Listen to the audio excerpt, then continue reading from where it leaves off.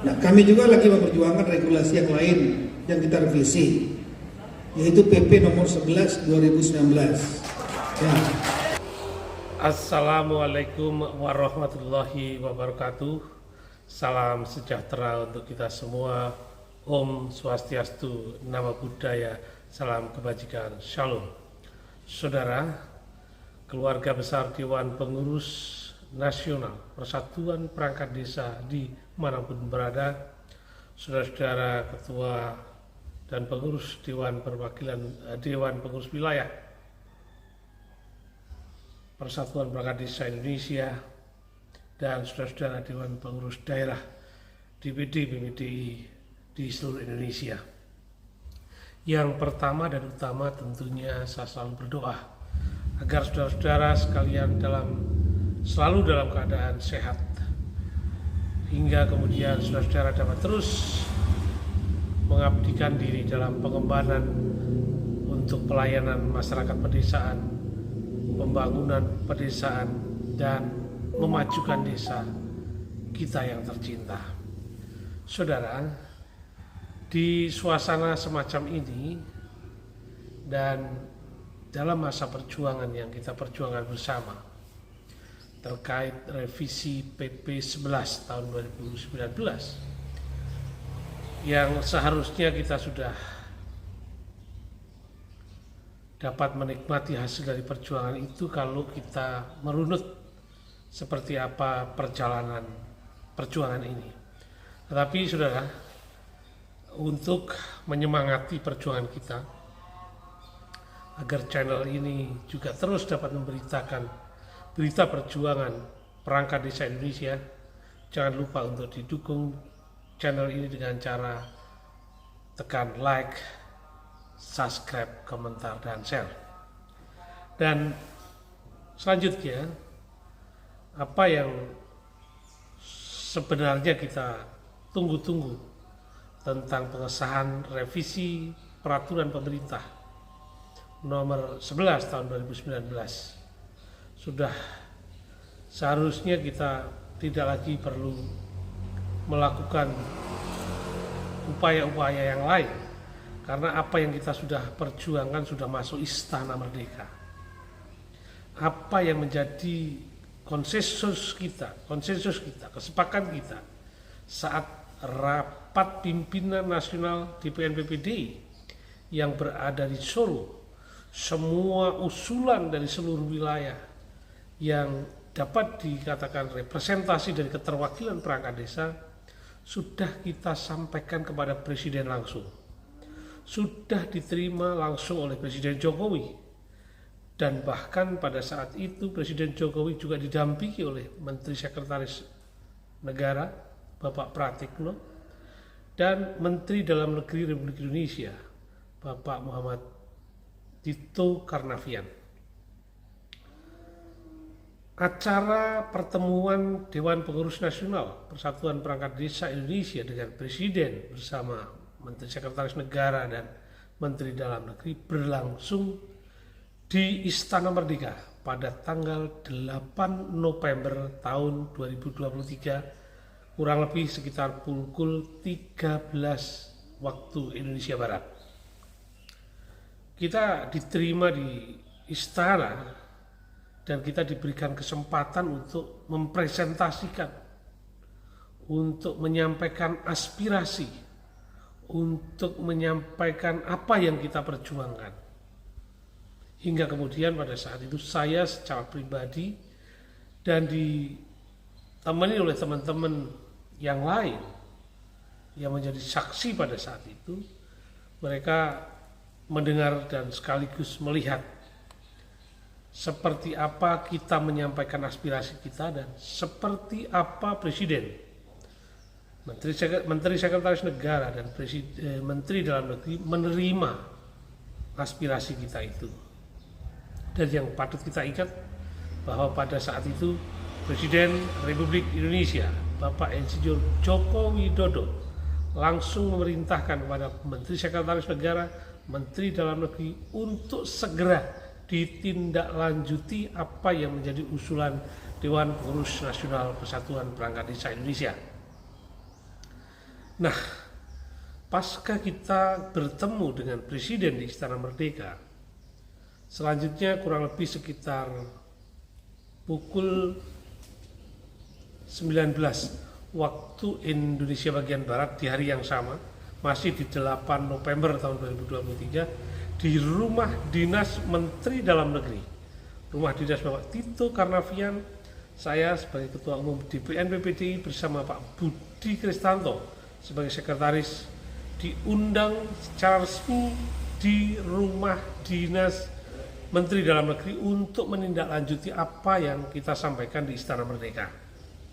Pada saat kita diundang di rumah dinas Menteri Dalam Negeri, pada saat itu Pak Menteri didampingi oleh Sekretaris Jenderal Kementerian Dalam Negeri, kemudian Dirjen Bina Pemerintahan Desa, dan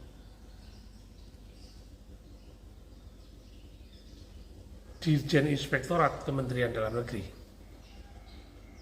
Kemudian ada staf khusus Menteri Dalam Negeri di situ, sehingga pertemuan ini hanya 6 orang, Pak Menteri, para Dirjen, staf khusus Menteri Dalam Negeri, dan 2 orang DPN PPD, yakni saya dan Pak Budi Kristanto. Di situ pun kita mengulang apa yang kita sampaikan di istana untuk meyakinkan bagaimana kemudian format PP yang diharapkan oleh Kementerian Dalam Negeri. Saat kita sampaikan, maka kemudian Pak Menteri meminta kita memasukkan daftar inventarisasi masalah, yang salah satu daftar inventarisasi masalah sebenarnya sudah kita sampaikan oleh kepada Presiden Republik Indonesia. Nah, dari situlah kemudian apa yang menjadi hasil rapat pimpinan Nasional Persatuan Perangkat Desa Indonesia di Solo itu kita serahkan kembali kepada Pak Menteri. Nah, saudara, dari situ kita bahkan sampai sholat bareng diimamin oleh Pak Tito. Pertemuan yang sudah sangat mendetail, pertemuan yang kalau menurut pendapat saya, apa yang menjadi angan-angan, menjadi cita-cita perangkat desa, mulai dari gaji yang harus disesuaikan dengan masa kerjanya, kemudian tunjangan keluarga, tunjangan hari raya, tunjangan purna tugas atau purna tugas, kita sudah sampaikan. Bahkan saat diskusi itu pun sempat sampaikan oleh Pak Menteri bahwa pada saat itu teman-teman kepala desa sedang memperjuangkan tambahan masa jabatan dari 6 tahun menjadi 9 tahun. Bahkan saat di istana pun waktu itu Bapak Presiden menanyakan kepada kita bagaimana ketika para teman-teman kepala desa menginginkan tambahan masa jabatan. Dan pada saat itu kita pun menjawab, dan saya jawab di hadapan Pak Menteri Dalam Negeri di rumah dinas, bahwa prinsip perangkat desa tidak mempermasalahkan masa jabatan perangkat desa seberapapun.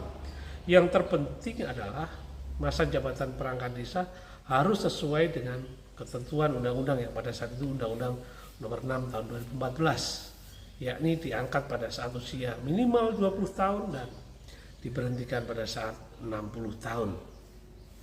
Nah, saudara, rangkaian kegiatan berikutnya adalah bagaimana tindak lanjut apa yang kita sudah sampaikan kepada Presiden, apa yang kita sampaikan kepada Menteri Dalam Negeri, yang kemudian pada tanggal 23 November kita diundang kembali ke Kementerian Dalam Negeri di ruang rapat Menteri Dalam Negeri, yang pada saat itu kita kurang lebih saat kita dan teman-teman datang, rapat dipimpin oleh Pak Tito kurang lebih 30 menit, karena Pak Tito pada saat itu ada acara pelantikan di Istana Merdeka, dan mohon diri yang selanjutnya rapat dipimpin oleh Pak Sekretaris Jenderal Kementerian Dalam Negeri didampingi oleh para dirjen dan para direktur.